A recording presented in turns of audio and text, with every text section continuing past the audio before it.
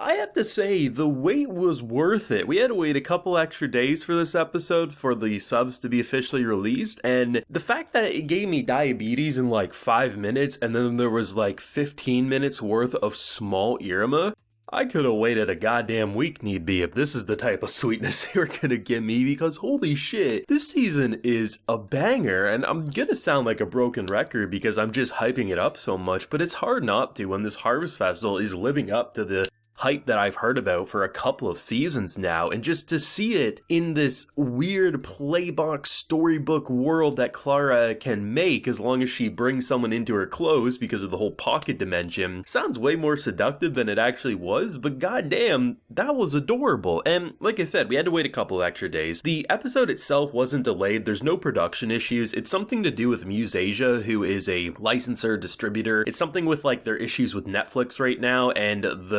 in doing so, official broadcasts like Crunchyroll and other streaming platforms basically can't release it until they give the go-ahead. I don't know the full technical details. All I know is some shows are being affected like Iruma, but other shows like To Your Eternity aren't, so who knows if this will be an ongoing issue. The good thing is, at the very least, they didn't make us wait a week, which often is what happens when these types of things pop up, so I'm glad that we did officially only have to wait 2 days rather than being a week behind, because episodes like these just make me crave the show more. And I think it's so interesting how they're giving every character their kind of spotlight, their time to shine, because Clara has always been a character that I've loved. She was like one of my key players in Season 1, the main reason why I loved Season 1 as much as I did. Of course, over Season 2, the cast as a whole, the Misfit class as a whole, became kind of like this key players. It's not just Iruma's story, it's the class as a whole. So to see everyone get their chance to shine, and something that I've been praising for a couple of videos now, is that rather than just showing everyone's training, which they kind of teased, of course, before this kicked off, but the fact that they're letting everyone kind of have like a little flashback in the middle of showing their abilities that they've clearly honed and refined to be able to use in the way that they are. And as our boys say at the end, girl demons can be scary, as seen by how they seduced / played so hard that the night went away and just the points were basically given to them without much struggle. It's nice to see someone like Clara, who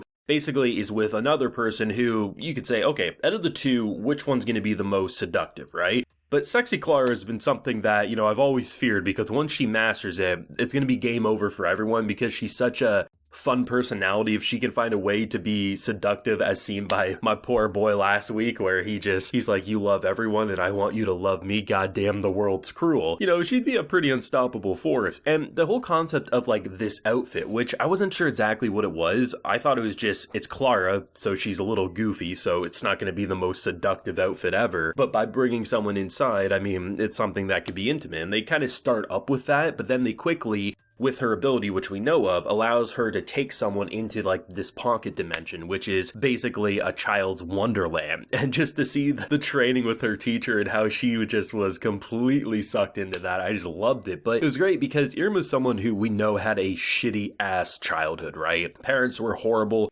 Chore slave, like Iruma was a child slave, let's be honest, let's not sugarcoat it, that's what he was. So for Iruma to be able to just play like a kid, not have to worry about anything, and be able to play in such a magical and fantasy-like way, it was really sweet, because it's something that we know he deserves and never really got to experience. And to be with Clara, who never would actually hurt him, I mean, yeah, she steals his points at the end, but that's all fair in this competition. It's not like it's cruel or anything, and in doing so, you just get to see this like very sweet moment where you get to have such a out of worldly experience, and just the way that they went into with it is just so fun. Like, honestly, it kind of reminded me of Imagination Land from South Park, but if it wasn't South Park and edgy, you know what I mean? So it's kind of fun seeing like just the toy guns or the giant board games come to life, and Iruma at one point flips the one over and they all just like make an arrow. It's just really fun to see all those little bells and whistles and how much fun they both were having and how adorable it was. Like, if you didn't have diabetes already, you probably got it after watching just half of the shenanigans that was the Clara Iruma dynamic here. And then to end the episode with like probably some people questioning what they feel about their sexual attraction, where you have the girls just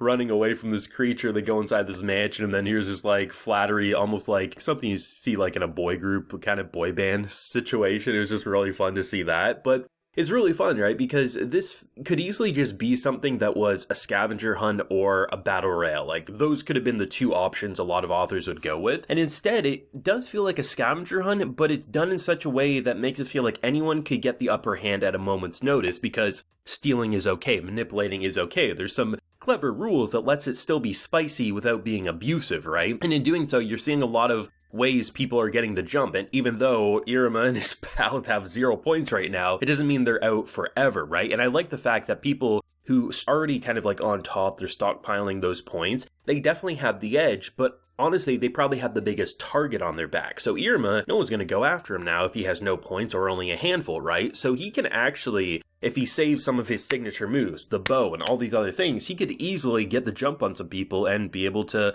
you know, climb his way back to the top, if not the very top, right? So it's kind of fun to see that, as they're also just having fun with the concept of Demon School Iruma-kun, which is they are a demonic location, right? So the creatures we're seeing them hunt, you know, there's flying snakes, there's some goofy things, all things considered, but then there's some, like, genuinely terrifying creatures, and then to see, oh, our poor professor up here just having to come and clean up the mess, and then one of the teachers is supposed to be, like, you know, helping, ends up having to get saved himself. Just, it's a lot of really ridiculous shenanigans that is just so fun to watch, and I love that Iruma can be the most serious, it can be the most absolutely slapstick goofy thing you can watch in a week, but it's hard not to get sucked into this world and say it's one of the most charming shows you can watch. One of the things that I praised in season 1 was that it almost feels like a Saturday morning cartoon in a lot of ways, where you get this, like, you know, you're gonna have a great time, you're gonna have a grin on your face, and you're gonna be eager for the next week to come around. And over the course of these seasons, it's gotten more plot heavy and more character heavy, but it's never lost that almost Saturday morning cartoon vibe for me, which isn't a diss at all. Some people might want to say, oh, it